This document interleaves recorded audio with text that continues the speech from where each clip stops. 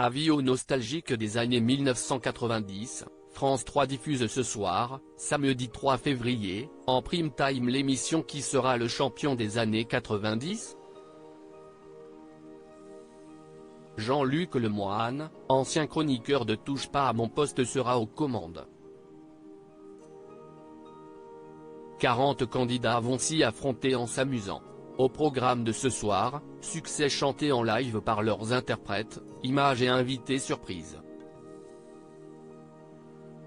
De nombreux artistes et 4 experts rejoindront les candidats pour cette folle soirée. Au cours de l'émission, le présentateur sera accompagné sur le plateau par Boudère, Christine Bravo, Gilles Caplan, Chico et les Gypsy, l'Héritage Goldman, Philippe Risoli. Des personnalités emblématiques de cet âge d'or du petit écran. En les années 1990, la télévision devient, et plus que jamais, un média fédérateur dans l'Hexagone. Les Français sont alors nombreux devant leur poste, à la recherche de divertissement, notamment. Pour mener à bien cette mission, de nombreux animateurs vont devenir les coqueluches du PAF. Les émissions dites de variété cartonnent, et des génies du genre sont ainsi placés sous le feu des projecteurs.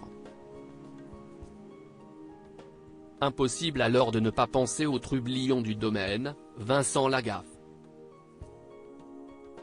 Avant que Vincent Lagaffe ne reprenne les commandes du Juste Prix en 2005, jusqu'à 2009, un autre animateur culte a tenu les rênes de cette émission de 1992 à 2001, Philippe Risoli. Fan de musique, il avait notamment sorti le titre Cuitas les Bananas en 2001. Loin du petit écran, il s'est ensuite lancé sur les planches aux côtés de Nathalie Marquet dans Piège à Matignon, puis a décidé de se consacrer à sa grande passion, l'écriture. Vincent Lagaffe, Evelyne Leclerc, Philippe Risoli. Ces animateurs qui ont marqué le petit écran dans les années 90, télévision dans les années 1990, et les femmes dans tout ça ? Dans les années 1990, les speakerines annoncent, encore, les programmes. Si une poignée d'entre elles ont brillé à la première place, à l'image d'Élise Lucet et de Christine Bravo, certaines ont occupé un rôle de présentation davantage secondaire.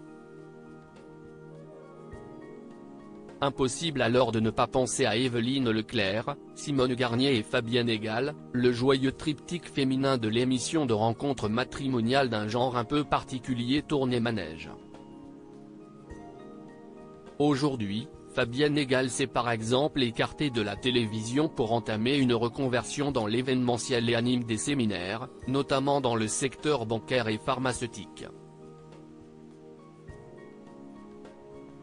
De son côté, Evelyne Leclerc a continué à faire porter sa voix en chanson, mais aussi au théâtre avec le spectacle Les Trois Glorieuses, 2020, une pièce où elle joue son propre rôle. Article écrit en collaboration avec 6 médias Crédit Photo, JLPPA.